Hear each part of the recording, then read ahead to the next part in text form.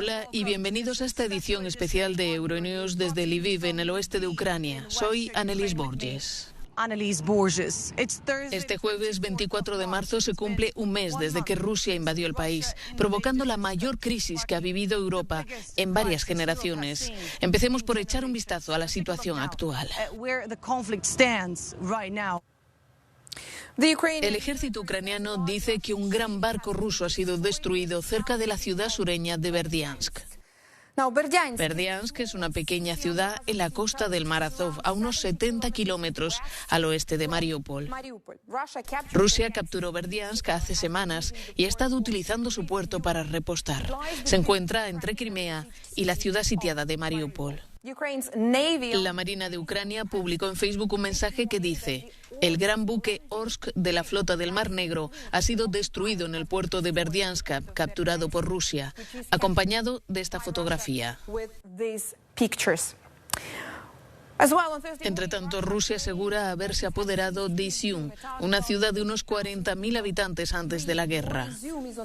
Izium está en una ruta clave hacia la región oriental del Donbass, que potencialmente permitiría encontrarse a las fuerzas rusas del noreste con las del sureste. Sin embargo, las autoridades ucranianas de la ciudad dicen que los combates continúan. También prosiguen los combates en los alrededores de Kiev, la capital ucraniana, desde el oeste y el noroeste. La Policía Nacional dice que está reanudando su trabajo en el suburbio de Irpin, gran parte del cual había sido ocupado y destruido por las fuerzas rusas. Según el Ayuntamiento de Kiev, más de 87 edificios residenciales han sido destruidos. Kiev, la capital de Ucrania, tiene una población de más de 4 millones de personas. Desde hace semanas está siendo atacada desde el norte y el noroeste. Desde la capital, Kiev, el presidente Volodymyr Zelensky se ha dirigido al mundo para pedirle que se manifieste en apoyo de Ucrania. También se ha dirigido al presidente de Rusia, Vladimir Putin, para pedirle conversaciones directas, algo que el Kremlin ha rechazado hasta ahora. Y mientras la diplomacia no da resultados, el número de víctimas de esta guerra sigue aumentando. Se cree que decenas de miles de personas han muerto y que más de 10 millones de ucranianos están desplazados. Veamos cómo empezó todo hace exactamente un mes.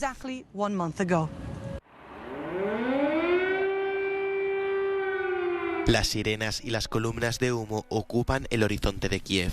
El 24 de febrero estalló la guerra y miles de soldados rusos invadieron Ucrania desde el norte, el este y el sur. En pocas horas tomaron la central de Chernóbil. El presidente Zelensky estableció la ley marcial y movilizó a todos los hombres mayores de 18 años. En los días siguientes, Occidente anunció una cascada de sanciones sin precedentes contra Rusia. Por su parte, Putin puso sus fuerzas de disuasión nuclear en alerta máxima. Las fuerzas rusas enfrentan una dura resistencia. Zelensky se niega a ser evacuado.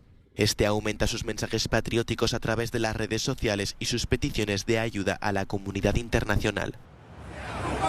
El 2 de marzo las tropas rusas avanzaron por el este y el sur y tomaron el control de Jersón, la primera gran ciudad que cayó en sus manos. La población mostró su rechazo a los ocupantes. 2 días después, tras intensos combates, las tropas rusas tomaron por la fuerza la central nuclear de Zaporilla, la más grande de Europa. Tras 10 días de conflicto, más de 1 millón de personas, en gran parte mujeres y niños, huyeron del país, la mayoría hacia Polonia. La invasión apenas está en marcha y la frustración del ejército ruso se ve desde el espacio. Las imágenes de satélite muestran el bloqueo de un gigantesco convoy militar en la carretera que lleva a Kiev. El espectro de una guerra al estilo checheno o sirio aparece en el horizonte. Moscú emprende un bombardeo masivo en Mariupol, en el mar de Azov, sin tener en cuenta las víctimas civiles. El 9 de marzo las fuerzas rusas bombardearon un hospital de maternidad y de niños.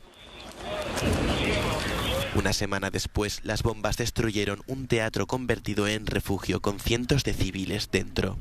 La mayoría de los intentos de abrir corredores humanitarios fracasaron en Mariupol, que comenzó a enterrar a las víctimas en fosas comunes. Convertido en un paria en la escena internacional, Vladimir Putin celebró frente a las masas en Moscú el 8º aniversario de la anexión de Crimea. Ha pasado un mes y la guerra continúa. Hay miles de muertos en ambos bandos y muchos de ellos son civiles ucranianos. El número de refugiados se acerca a los 4 millones. Más de 10 millones de personas han abandonado sus hogares y el diálogo de sordos continúa a la hora de detener los combates.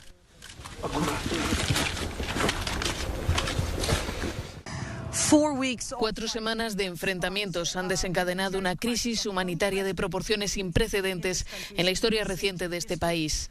He podido hablar con el ministro de Desarrollo de Comunidades y Territorios de Ucrania, actualmente a cargo de la ayuda humanitaria aquí, y le pregunté sobre las condiciones en algunas de las áreas más afectadas por el conflicto. Mariupol está en una situación terrible. Tenemos informes de 1.500 edificios completamente destruidos. No tenemos ninguna posibilidad de llevar alimentos ni agua a la ciudad.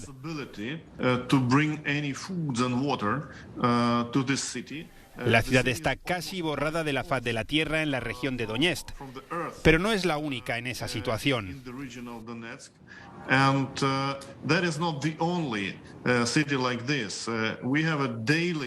Tenemos un bombardeo diario en la segunda más grande, Kharkov.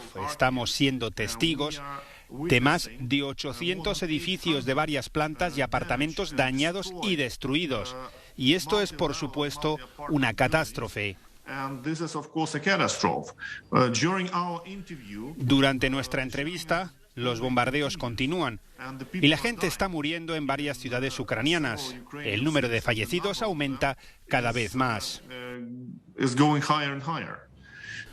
Además, si hablamos de daños, debemos hablar de infraestructuras, incluidas carreteras, edificios residenciales y no residenciales, e incluso plantas de producción energética no nuclear. De momento no se han destruido plantas nucleares y espero que no lleguemos a eso.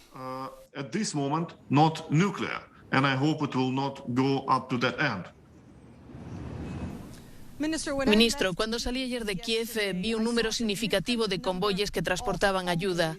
¿La comunidad internacional está haciendo lo suficiente para ayudar a Ucrania en este momento?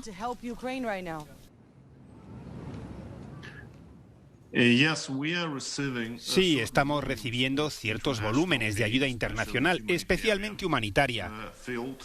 No diría que es totalmente suficiente para cubrir las necesidades, pero estamos muy agradecidos por la participación de los europeos y otros países en el suministro de esta importante ayuda.